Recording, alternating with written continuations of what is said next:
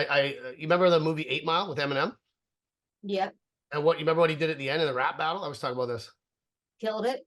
Yeah, he killed it. What did he do? What did he do? He said, "I'll go first." And then he sang about all the stuff. He's like, "Yeah, my mom's in a trailer park, and this guy was with my girlfriend, and this was on drugs, and this guy shot himself. What else are you gonna say about me?" And the guy froze.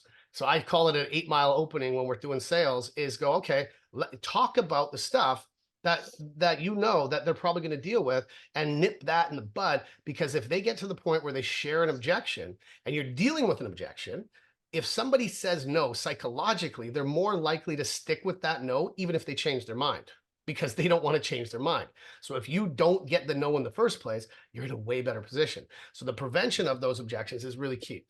Questions, again, we talk about this. So we've got a document we're going to share, really, use that cause and effect language, implication questions like Kendall mentioned, lead away. Don't talk. I have clients right now, sales reps, that are so focused on products and details. They're sending all this stuff. I'm like, you're making it so that you're sending somebody something. You're saying, this is the thing, and they have to decide on the thing.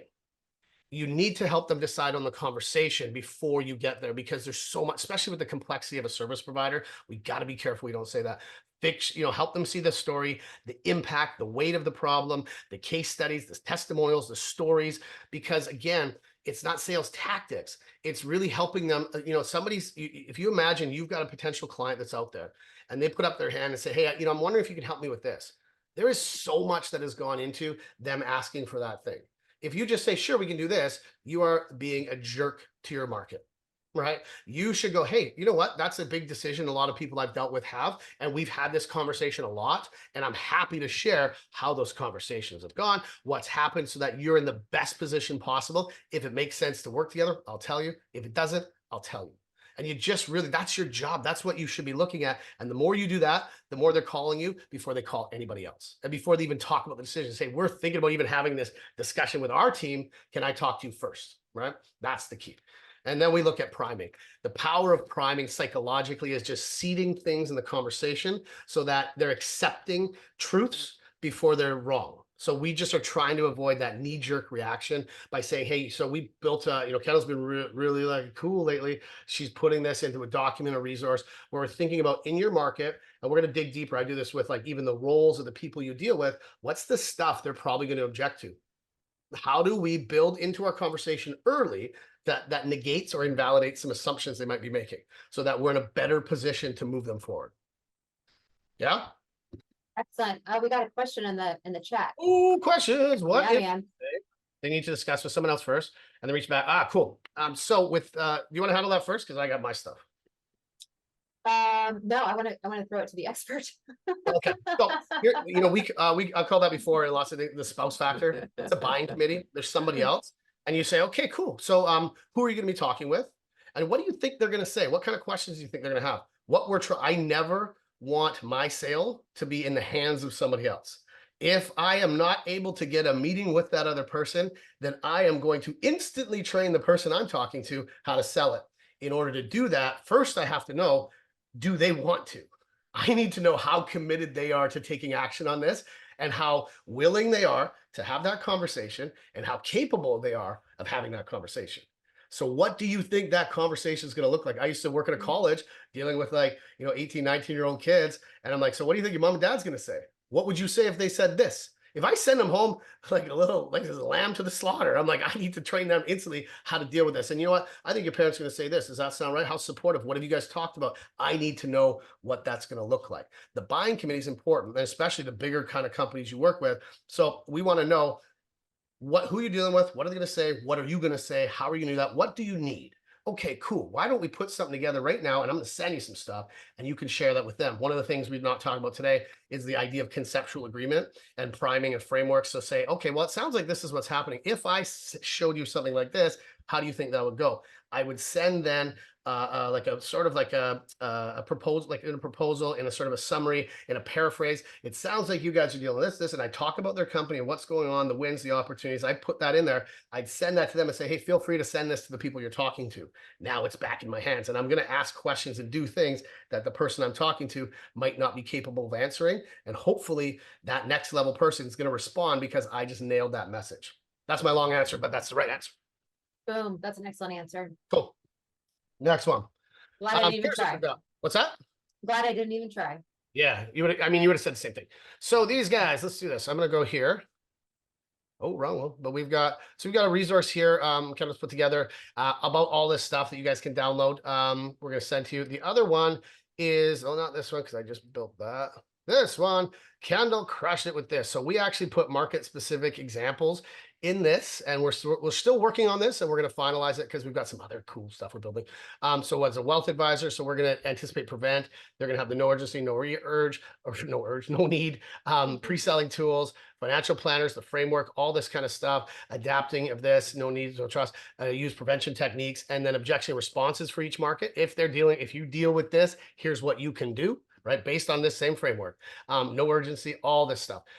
And then what do we got? And then psychology tips. So reducing resistance. So it's like example scenario, client hesitates to make investment changes. So it's completely natural to be cautious, right? As a response. But what we're going to be building as well is in this is some preemptive, preemptive stuff. So that we say, hey, this is typically the stuff you guys are going to deal with when you're dealing with somebody like this. Here's what you need to build in your conversation early so that you prevent that from happening, right? So we want it. So what you're going to do, there's some worksheets that you're going to be able to get, defining those objections, upselling, cross-selling, dealing with those ones, psychology tips, prevention techniques. We're going to do all of that for you. We're building some more stuff, but that's really cool. And Kendall, you killed it with this document. Thanks, man. Yeah, man. Team effort, though. I'm not going to take all the No credit. team. All right. So the other thing we're doing, maybe Kendall, you want to talk about this because I need some water. Yeah, excellent. So the ISPA, we have tools, resources, insights, playbooks for growing your advisory practice. Currently, we have 3 key products, or I guess tools: Certified Succession Planner, which is education and training on the key areas impacting business success, valuation, and transition. We have a succession planning assessment, which is a diagnostic tool on steroids that essentially helps you identify key issues impacting the business owner's financial management, strategic, family dynamic environment as it pertains to their long-term goals. And then we have SNAP resources, which is all around marketing tools, sales, coaching, and implementation. And what we're doing is we're going to be creating a fast action program where you can essentially use these tools and resources to begin to create action and drive value in your practice within a week or 2. So this is going to be a highly integrated program with basically a 30-day, 90-day action plan for you to immediately integrate all these tools and resources for you to then begin to immediately generate existing consulting revenue and add value to your clients. This is something we're hoping to have, or we will have within the next 3 weeks available. Yeah, I think we're going to probably do a webinar on it. The next webinar is probably going to be about it. And then should have that ready to be able to go into. And it's something that our members will be able to access. I want to just add, one of the reasons that we looked at this is, part of ISPA that I think is so cool, and why I'm really attached to it, is the ability to sort of pivot and really think about exactly what we're talking about today, what you guys need as members, what is going to help you win, how quickly, not just what makes us sound smart, right? Often, even if I'm on a stage speaking, I have to ask myself, is this for me? Is this for them? Right? If people are just like, hey, good for you, that's not going to help them, right? I know what I'm talking about, but we want to think. So, we realize that as like if somebody's going to invest in training, that's one thing, but that feels intimidating and overwhelming because now I got to do training, then I got to do this, then I got to apply it. Oh man, I got to really think through, is this a good decision for my business and in my life? Because training and education is a choice. It's always valuable, but I have to decide if this is the right thing. So, and every member that we've talked to, we've been helping actually behind the scenes, a couple members really drive their business. And this is the stuff that's making the impact for them. The education, the knowledge is always good, but how do we take what they're doing, their transferable skills, where they want to go, and help them as quickly as possible implement and start to get results. Results will always motivate you to do more.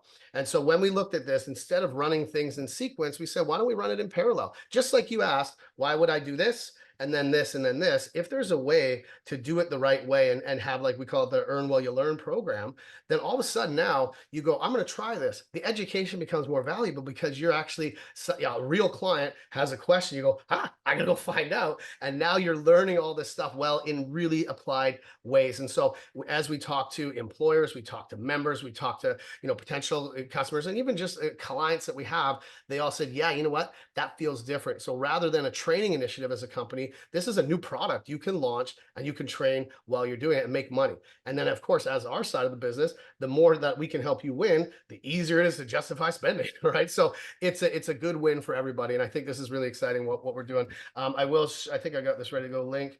Boom, right there. Oh, I've already got it. So, we're not going to show it just yet, but we've got, the 30-day plan, calendars built in. We've got project plans. We've got all sorts of stuff that we can do that's going to help you make things happen.